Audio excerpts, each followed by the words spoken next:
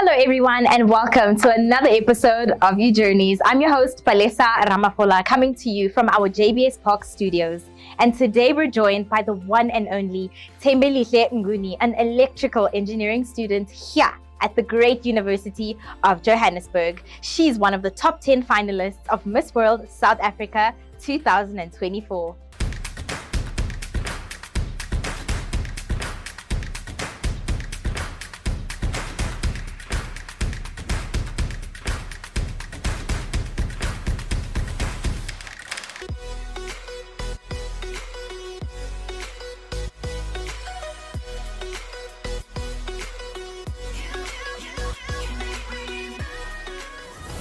Thembi, welcome to You Journeys. We are so happy that you could join us today. You know, for the viewers who maybe don't know, who is Thembelihle Mnguni? Do you mind just, giving us a brief introduction? Who are you, where you're from, and of course, what you're studying? Well, thank you so much for having me. I am really excited about today. But my name is Thembelihle Mnguni, just as you've said. I am 25 years old.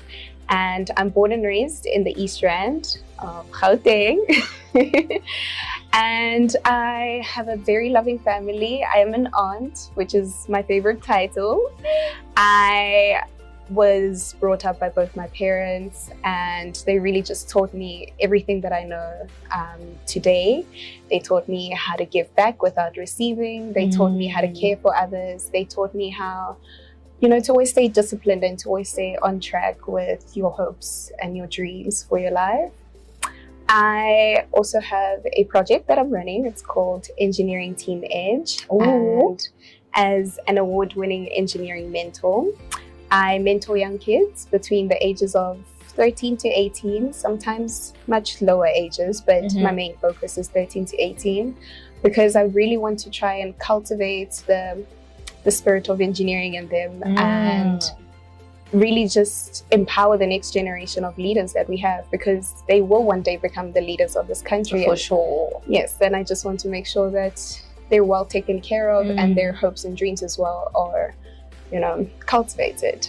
That, oh my heart is fluttering. That is so beautiful. And on that note, you mentioned engineering. Do you mind just sharing with us who inspired or who actually got you to a place where you felt, I need to pursue a degree in electrical engineering? So my father is an electrical engineer, and he has just always been very driven to help my sister and I in our engineering careers, because my sister is a civil engineer. So growing up, we've just always been surrounded by engineering. He's just always put us in environments that are engineering related. And he wasn't very forceful about it, but he could just see the potential in us. When you can see that, okay, my child is thriving in physics and maths. Let me do something about it. Let me try and see how far I can get them, be it they want to be scientists. They're more than happy to explore that, because there was a time I actually wanted to be a scientist. Then I changed my mind and I was like, actually, my dad has always been right. Engineering is really the future of this world. That is so interesting. I just have so many I concur, retweet moments that I've had since your introduction until this very point. I'm also from the East Rand. Ooh, girl. I have to high five you because what do you mean? What do you mean? There was something about you. Something very cutesy was going on here. Love it. And I just love, that dream of being a scientist. I also wanted to become a scientist. But that road is not for us all. And in fact, you have two different roads that you currently are on. Yes. I mean, she is not just a STEM, a woman in STEM. Ladies and gentlemen, if you cannot already see the sash, this is also a Miss World SA top 10 finalist. Yes. So, congratulations are in order. Congratulations. Thank you Absolutely so much. Love it for you.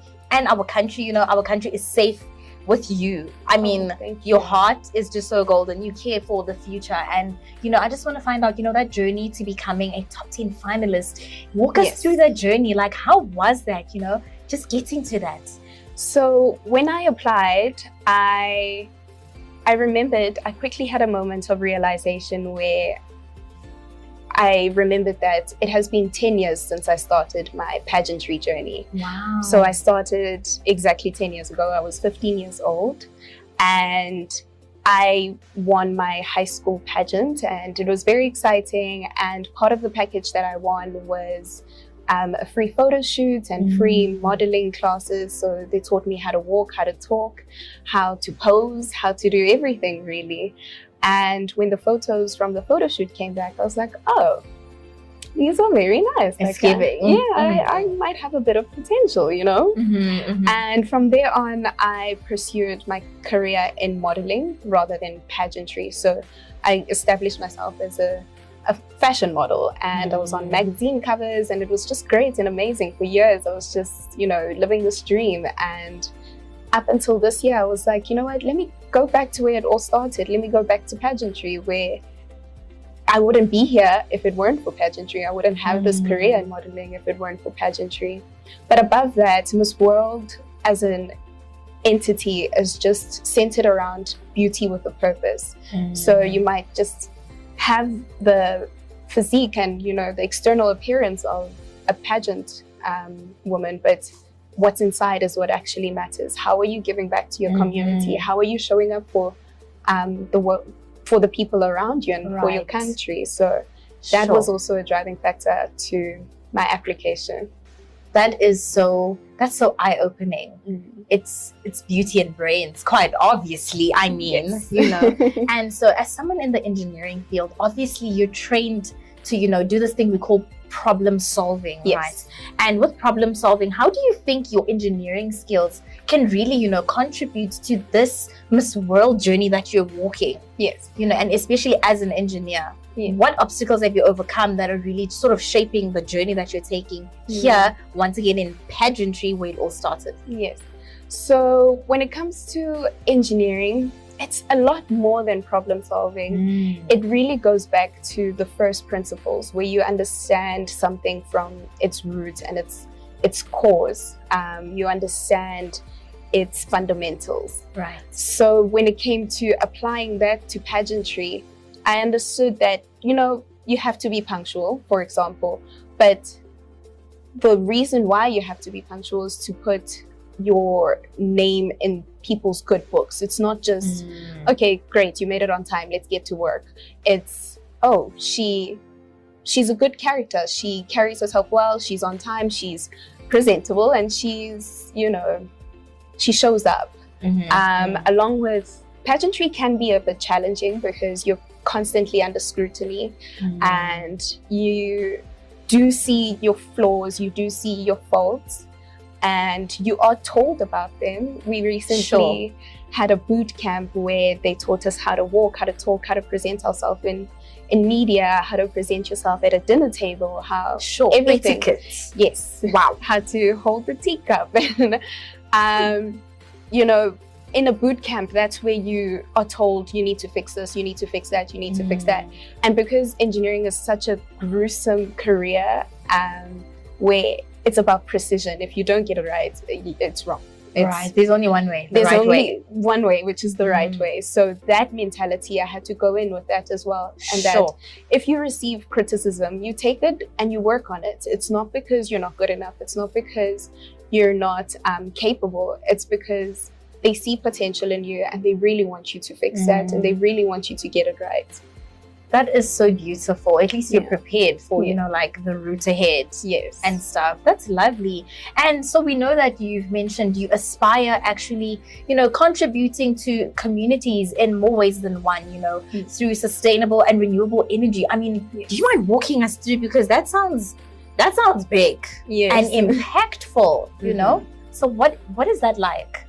So being proudly South African, there are a lot of challenges that our country is facing, and one of them, the elephant in the room, is load shedding. And my career in engineering was very much impacted by load shedding, because I'd find myself sometimes studying in the dark, and I asked myself, how am I studying electricity with no lights on? Oh my word, the irony.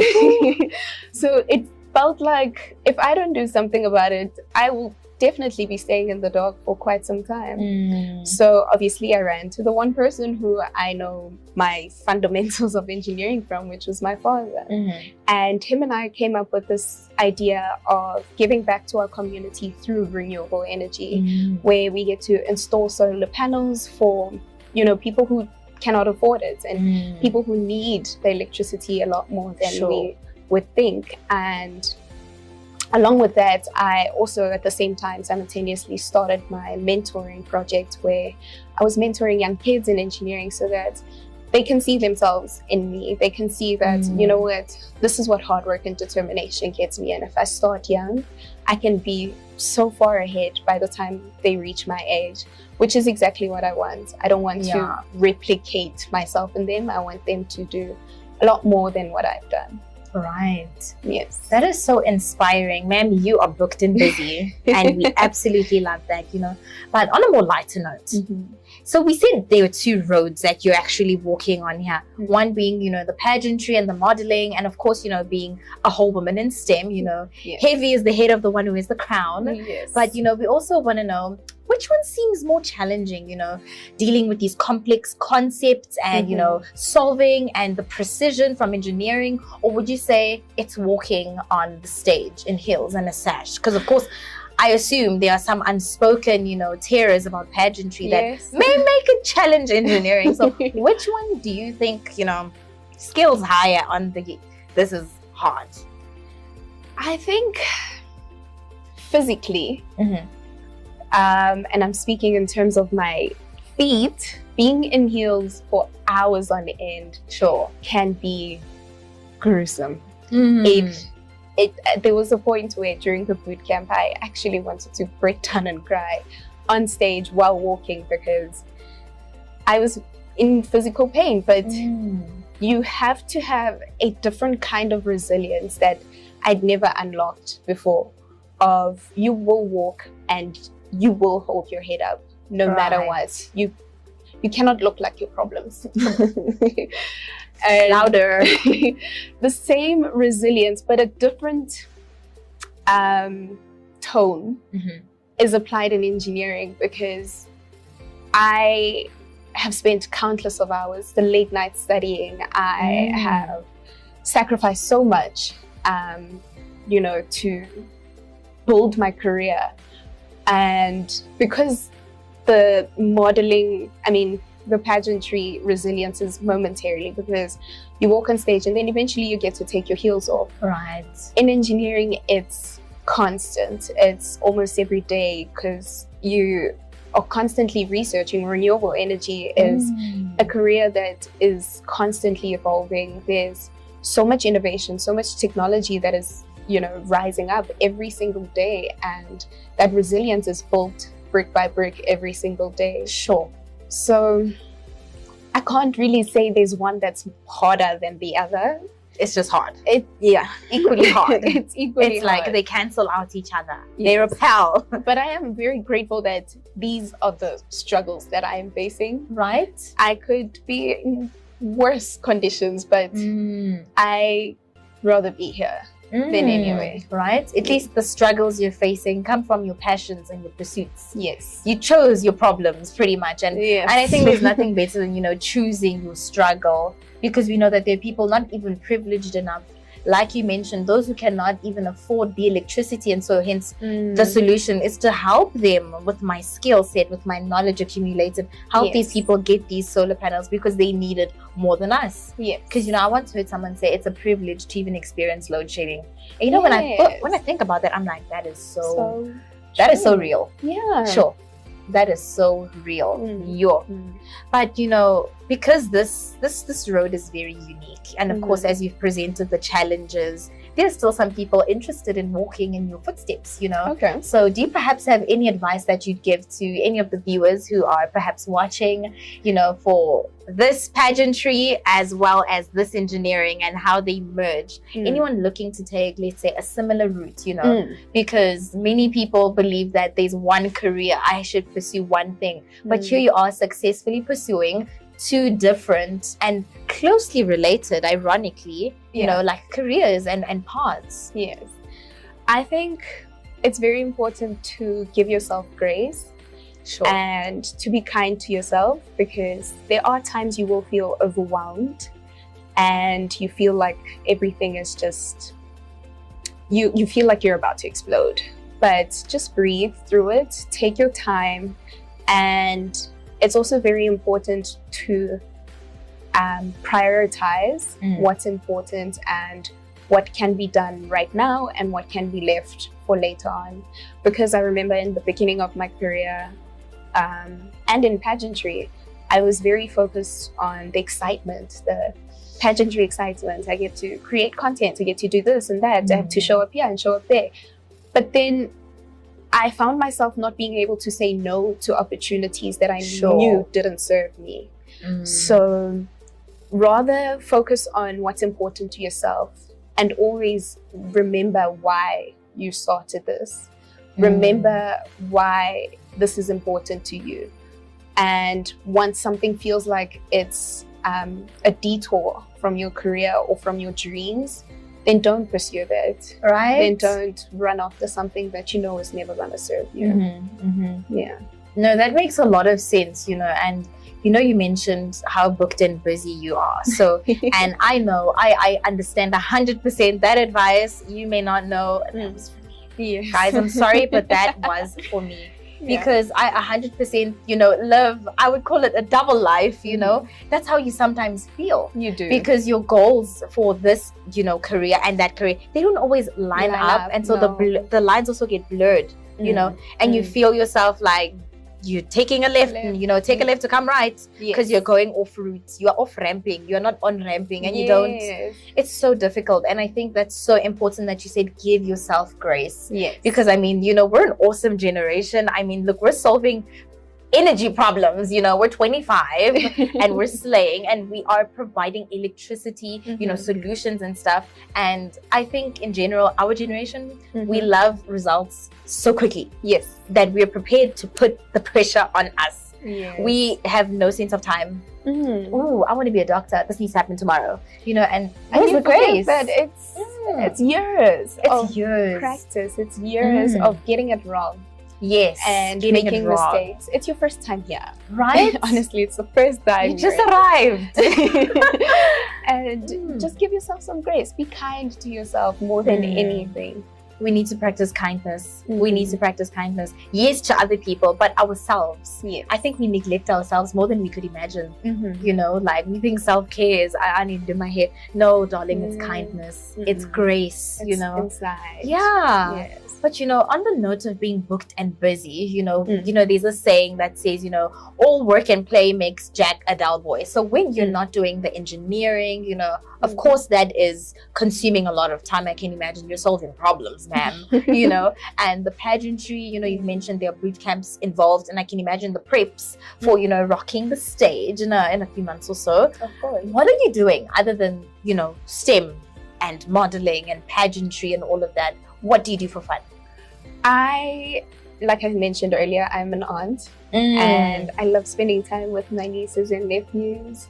I love playing dress up with my niece. It's like a mini me, and I get to put bows and dresses and we just have the time of our lives. And there's no adult supervision because I am the adult, right? Which is amazing. I also enjoy painting, but paintings take a lot of time. Yeah. So those are like when I know I don't have to get things done right now and I don't have to finish it. Yeah. I can just ease my mind for a few minutes or a few hours sometimes just to release. Painting has also helped me with my mental health, just to slow down because my life does get very fast-paced very quickly. Sure. So it really just helps me to breathe without actually consciously realizing that that's what I needed. I just needed art therapy. Exactly that. I just needed some time to breathe and to stroke. And then I also read, I go hiking, and I'd say my favorite hobby, which I don't know if it's really a hobby, but I love spilling tea with my friends. Interesting. I just love the tea's always hot. Yes, no matter the location, no matter what tea it is, I love spending time with them, and just it's like a form of therapy, because you get to not only release, but you also get to listen and catch up. Yes, and catch up. And a very important part of our friendship is being able to listen just as much as you release. So yeah, I think that is so real, because I think your hobbies, particularly the hiking and you know, the strokes of art as well as being with your friends, sort of make up for what the careers don't do, which is human contact and relaxing, you know, because those are high pressure careers. Like the pressure is always on. It's always on. And so it's like to unwind and relax, stroke, tea, hike. You know, it's so therapeutic. And I think you're very interesting. And I think the audience, like myself, we want to know if you were to ever, you know, have any historical figure or a celebrity from any time, you know, so from the conception of the earth until today, you could pick anyone to have dinner with. Who would it be and why? A celebrity or anyone? So a celebrity or historical figure. Okay. I would pick my best friend, my Lord and Savior, Jesus Christ. Okay, now. I would love to have a dinner, because not only is he going to turn the water to wine, look, not only is he going to multiply the bread and the fish, he's really going to provide and there's wisdom that I wish I could unlock. Right. But I am very hindered by the fact that I'd have to read about it in the Bible, but no one gets to truly explain what was happening in those times. No one gets to truly break it down for me. Contextualize and say, the reason why I multiplied to this amount, to this number, is because of, you know. And I gave this parable instead of saying it like this. Exactly. I know the tea's hot there. The tea's very hot. Old Testament and New Testament tea. I totally hear you. That is beautiful. Exactly. And how he taught God to, you know, be a gentle parent and to truly like unlock unconditional love. When it comes to us human beings, I need that. I yearn for that. Pretty much having a cup of tea with wisdom himself. Yes. Pretty much. Yes. I would love that. Invite me to the tea party. I'm so sorry. It's exclusive. We're friends. Like, we're friends. He's not inviting me to the tea party. But it's okay, guys, because I'll have my own cup of tea, you know. So we want to just go back a couple notches, you know, and where you mentioned you actually mentoring teens. So beautiful. Do you mind just sharing this project and perhaps any other exciting projects that we can look forward to? Yes. Because we already know that we're supporting her when she hits the stage in October and hopefully in December as well. So other than those projects, what do you have going on where we can, you know, keep up and support you as, you know, a community? So apart from engineering Team Edge, I also do some feeding scheme projects, because poverty is very evident in our country, and the inequality is also just as evident in our country. So I try my best to not only feed children's minds, but also feed their stomachs, you know. I try my best to show them that there is always someone here to help you through it, and it's not a one-time thing. Right. Because I have seen people who go to these charities and organizations just for one-time meals, and 3 months down the line, they're stuck in the same position that they were in. So there's a foundation that I've collaborated with. It's called Plastic City Foundation. So we feed children that were born and raised and are still currently residing in squatter camps. And they have the brightest smiles. They have the the most blissful energies about them, and when you look at their environments, you would never think that's where they come from because of how happy and elated they are in life. So it also brings me a lot of joy to be able to absorb that happiness that they have, but also make them even more happy by feeding them. Right. Yes. That is beautiful. Can we just get like a heart? Because I love that. Absolutely love that. And so as I've already, opened the can of worms, if you didn't hear me, you're going to hear me again. If you didn't read, you're going to read it again. So we already know to expect on the 5th of October. Yes. Miss Ma'am, Mrs. System over here, she is going to the grand finale. This is a top 10 finalist, guys. I'm not just sitting with anyone, okay? Like, she's the cream of the crop. And we just want to know, do you have any words you'd like to share with the UJ community? How we can support you, how we can be there for you?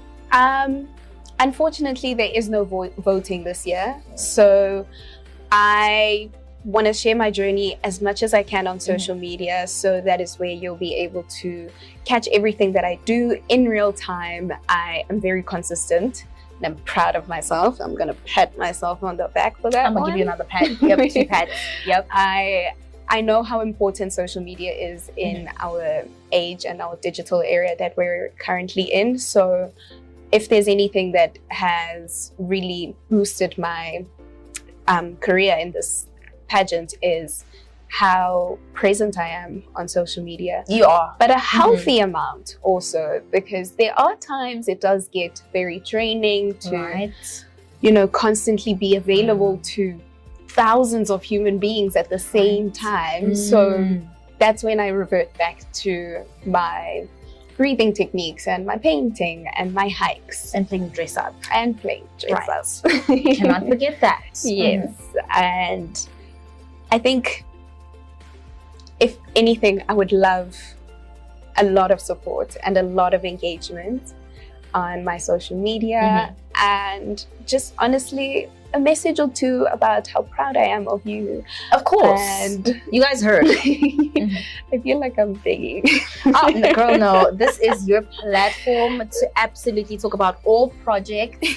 I mean, if you are selling wigs, tell them we will go and buy. Thank you. Thank you so much. We support our own. We support our own. Thank you very much. But also supporting Engineering Teen Edge would be so incredible for me and the people that I mentor, because it weren't for the help that I was getting outside, I wouldn't be in this position right now. Sure. That is so beautiful. Well, definitely, we will be doing our best. In closing, Thembelihle, we just want to say thank you so much for, just gracing us here with your presence on your journeys. We are so happy to host you. We cannot wait to see where your journey takes you. We are definitely rooting for you here at the Journeys family, as well as overall the Orange community. You're an Orange army, an Orange blood, and we cannot wait to see how far you go. And again, thank you so much. And to you guys that are viewing, thank you so much. It is me once again, your host, Palesa Ramafola, and thank you so much for tuning into You Journeys. Bye.